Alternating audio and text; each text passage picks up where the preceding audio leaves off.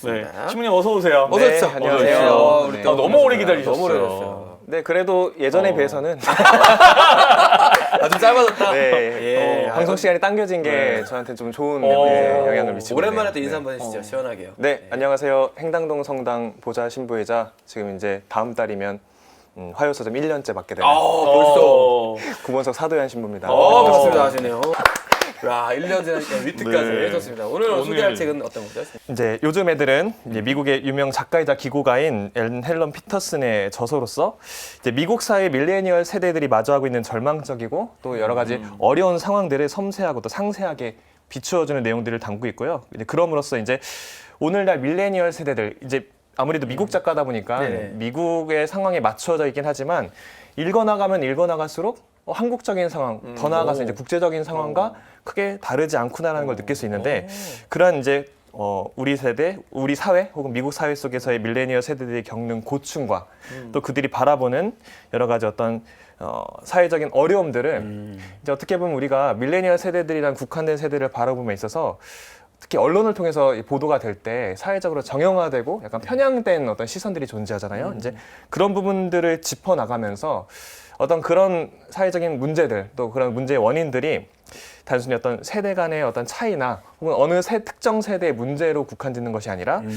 장기적인 차원에서 망가진 어떤 사회 구조적인 문제임을 이제 지적해 나가는 내용을 담고 있습니다.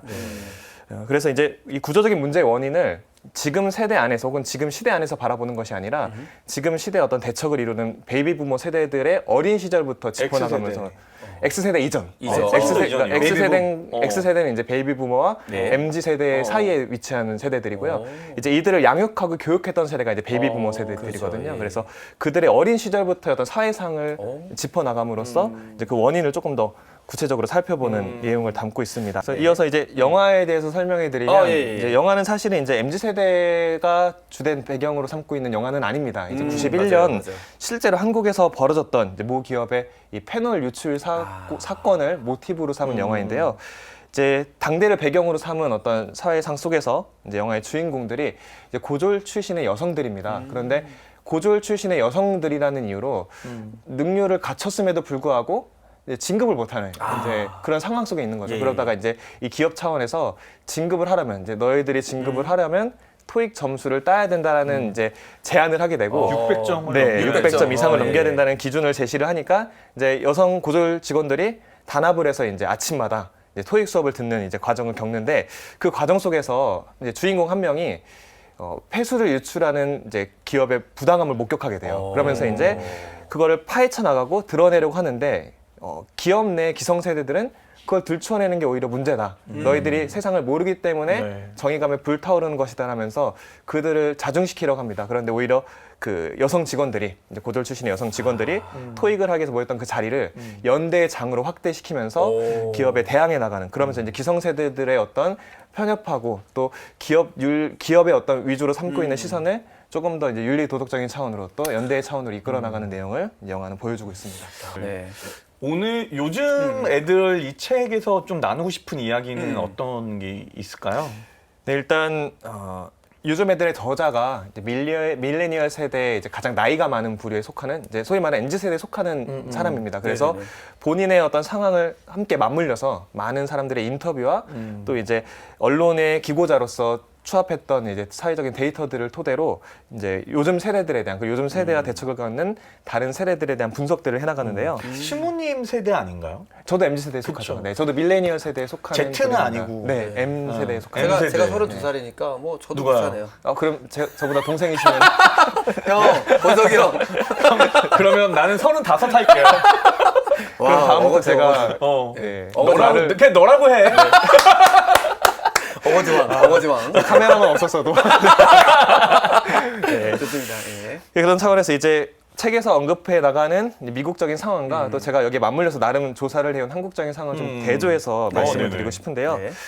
우리나라의 경우 2019년 통계청의 발표에 따르면 MZ세대, 이제 밀레니얼 세대가 이제 Z세대죠. G세대가 전체 총 인구의 34%를 차지한다고 합니다. 많네요. 네, 가장 다수의 어떤 인구 분포를 보여주는 세대라 할 수 있고요. 미국 역시도 이 밀레니얼 세대가 7,300만 명, 그러니까 이 역시도 가장 많은 비율을 차지하는 세대라고 합니다.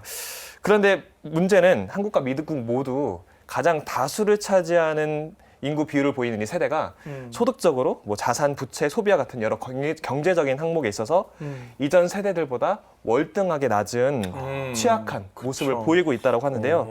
이에 대해 저자는 다음과 같이 말을 합니다. 이 생애 주기상 소득이 정점을 찍는 시기에 다가서야 하는 지금 우리는 대침체보다 더 심한 경제적 대재앙에 직면하여 현대 미국사를 통틀어 처음으로 부모보다 가난한 세대로 살 것이 거의 확실시되고 있다. 그래서 이처럼 이제 밀레니얼 세대들이 최고의 학력을 쌓고 가장 많은 업무를 이제 꾸리고 나가고 있지만 가장 적게 버는 세대라고 이제 진단을 하는 것이죠. 그런데 뭐 우리 사회도 마찬가지인데 미국도 역시 이 기성세대들 또 기성세대들 중에서도 특별히 이 밀레니얼 세대를 양육하고 교육했던 베이비 부모 세대들은 이러한 밀레니얼 세대들의 토로에 뭐 예를 들면 아무리 힘들어도 너희는 밥을 굶지는 않잖아.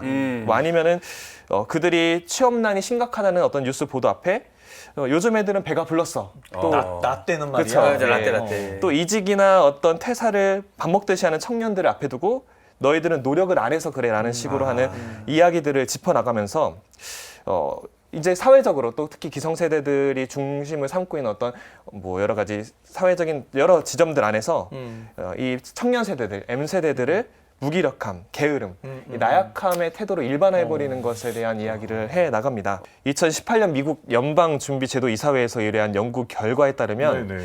이 밀레니얼 세대는 이제 자신들의 부모 세대인 베이비 부모 세대보다 순자산, 그러니까 어떤 시대적인 차이를 두고 어떤 가치를 조금 이렇게 환산했던 그런 차원에서의 비교가 아닌 진짜 순자산만 놓고 보더라도 20%가 적다고 합니다. 또 이제 책에서는 등장하진 않지만 우리나라의 경우에도 이 베이비 부모 세대가 이 취업을 준비하는 시기의 경제 성장률이 15에서 15%를 왔다 갔다 하는 그런 성장률 속에서 취업을 준비했고 또 아까 말씀하셨던 X세대 이제 이 밀레니얼 세대 오렌지죠. 직전의 세대 직전의 오렌지죠. 세대도 이제 IMF라는 어떤 어려움 겪기 직전에 네. 그런 어떤 취업의 과정을 겪었기 때문에 이제 10% 가까운 9.3% 경제 성장률을 보이는 상황 속에서 취업을 준비했다고 합니다. 그렇기 때문에 결국 오늘날 청년 세대들의 어려움, 그들의 여러 가지 아우성은 네.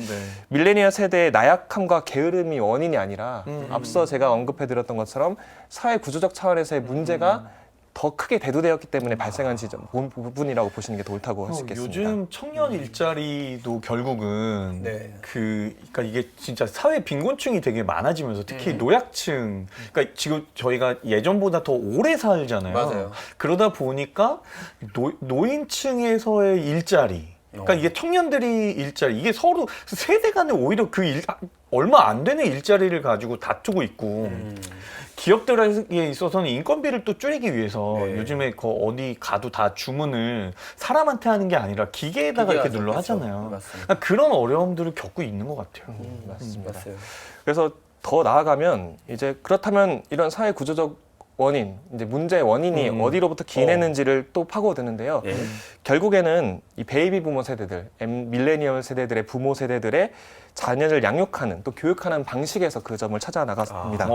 이제 저자는 이를 집중 양육이라고 부르는데요. 네. 이제 단순화해서 말씀드리면 여러분들 스카이캐슬 네, 얘기를 들으실 스카이캐슬. 것 같아요. 근데 이 네. 부분이 비단 우리나라 안에서의 교육적인 문제만이 아니라 미국 안에서도 이미 밀레니얼 세대를 교육하고 양육해 나가는 과정 속에서 굉장히 이제 대입을 무조건적으로 절대시하고 거기에 어떤 모든 목표 어떤 여러 가지 지향들을 소위 말해서 집중시키는 그런 양육이 미국에서도 밀레니얼 세대를 교육하고 양육해 나가는 지점에서 발생이 됐고요. 네. 그러한 부분이 그런 교육적인 양육적인 현실이 어떻게 보면 지금 밀레니얼 세대들이 겪는 어떤 취업의 위기, 또 취업의 위기 안에서 겪는 여러 가지 경제적인 위기들, 또 경제적인 위기 안에서 겪는 어떤 정치적인, 사회적인 부분에 있어서의 어려움들이 다 맞물린 차원으로 다가온다라고 저자는 진단을 해 나가고 있습니다. 예. 그러면서 이제 다음과 같이 언급을 하고 있는데요. 네.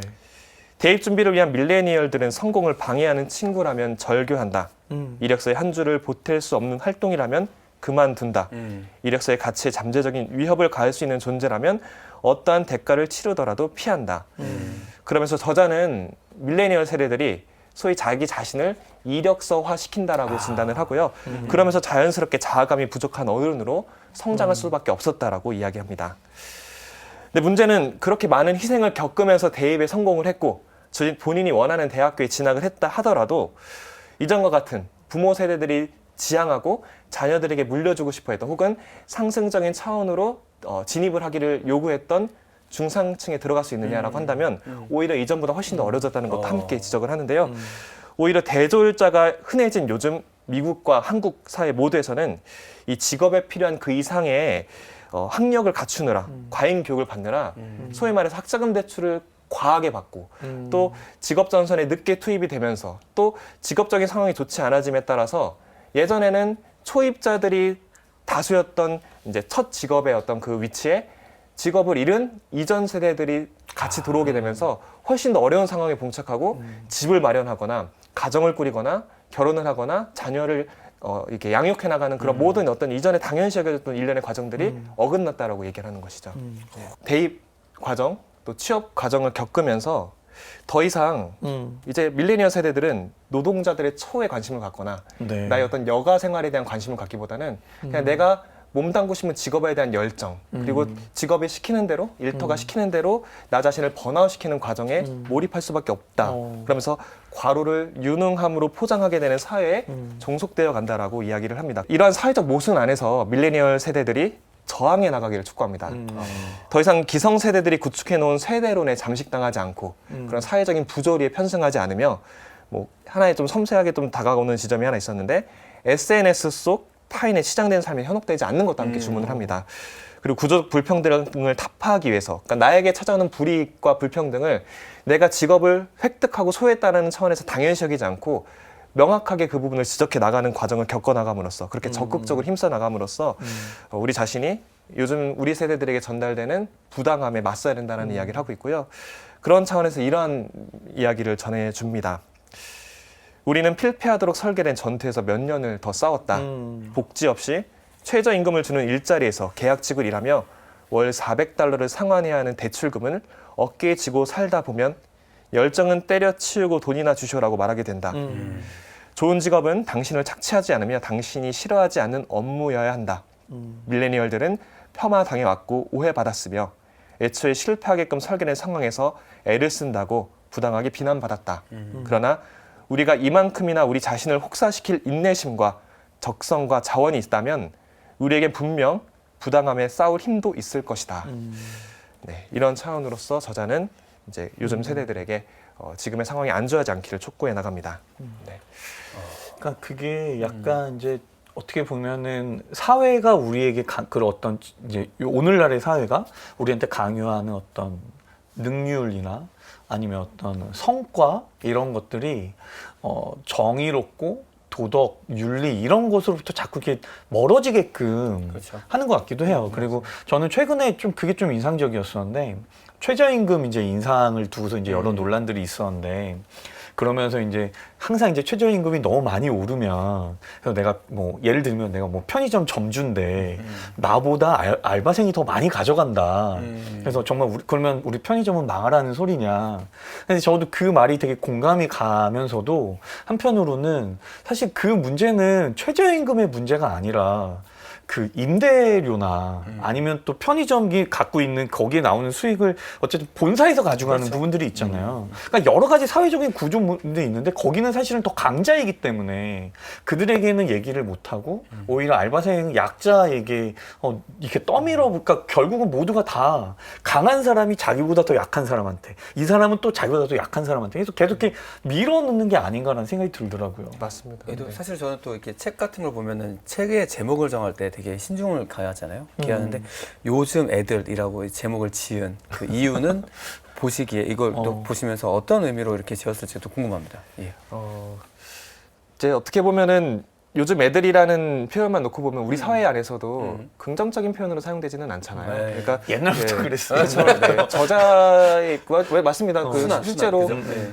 뭐 피라미드에도 상용 그죠. 문자 안에 예. 뭐 요즘 요즘 애들 애들 버릇없다. 버릇없다는 얘기 있던 것처럼 그래서 저자의 입장에서는 아까 말씀해 주신 것처럼 항상 매 시대 때마다 부당한 시선을 감내했던 요즘 애들이 사실은 요즘 애들의 문제도 아니고 또 요즘 애들을 바라보는 이전의 기성세대의 문제가 아니라 어떤 가맹점 위주로 흘러가는 또 임대료를 받는 그 건물주 위주로 흘러가는 그러니까 강자의 시선으로 흘러가는 어떤 사회적인 부당함에 저항해 나가지 못한 그 탓을 해야 되는데 계속 세대론으로만 불이 지펴지고 어느 세대가 더 잘못했느니 잘했느냐로 따지는 그런 것들이 어떻게 보면은 이 부당하고 불평등한 구조 안에서 우리에게 강요된 또 하나의 어떤 사회적인 부당함이지 않을까 생각이 들어서 네. 그런 것들을 강조하기 위해서 요즘 애들 또 책 타이틀과 이렇게 매칭을 해보면 빨간색 표지가 굉장히 또 이렇게 날카롭게 다가오잖아요. 네, 당연하죠. 그런 것들을 좀 이렇게 지적하고자 하는 메시지지 않을까라는 생각이 듭니다.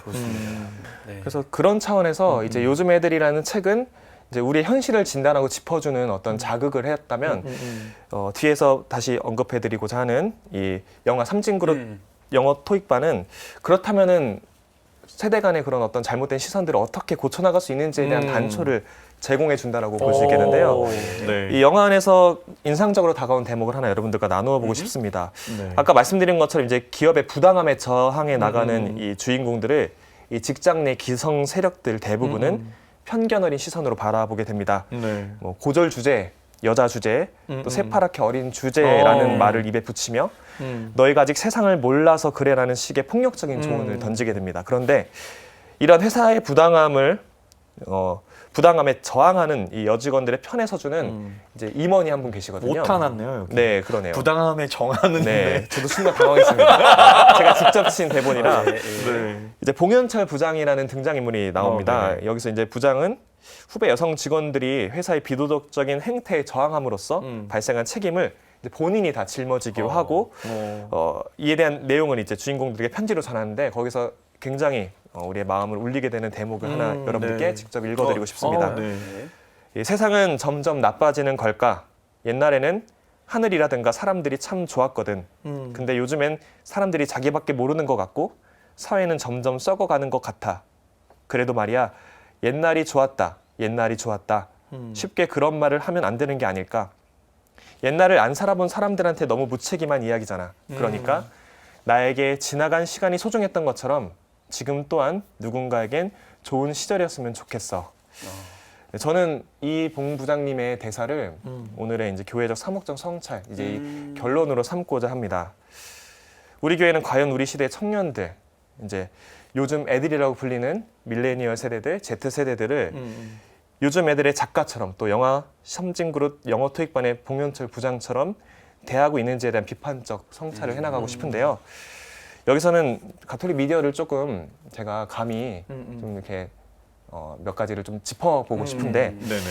이제 지난 2월 20일 CPBC 평화방송 유튜브 채널에 네. 이제 황창현 신부님의 살리는 이야기 12회를 제가 좀 감상을 했습니다. 평소에 즐겨보는 프로그램이기도 했고요.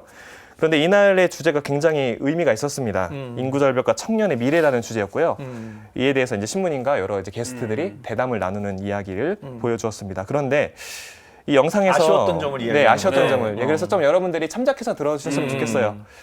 오늘날 청년 세대들이 결혼을 꺼려하거나 출산을 하지 않으려고 하는 문제를 영상을 보시면 좀 느껴지시겠지만 이제 아까 전에 요즘 애들에서 짚었던 것처럼 청년 세대들의 유약함과 그들의 부모 세대들이 보이는 유별남에만 초점을 맞춰서 일반화해버리는 내용이 등장을 합니다. 더욱이 출산을 해야 하는 이유를 이 영상에서는 이 사회가 자동차라면 출산하는 아이들은 기름이다라는 식으로 이전에 출산을 하지 못하게 만드는 자본주의적인 구조를 비판하면서 거기에 대한 해답을 자본주의적인 해답을 내놓는 모순을 보여주거든요.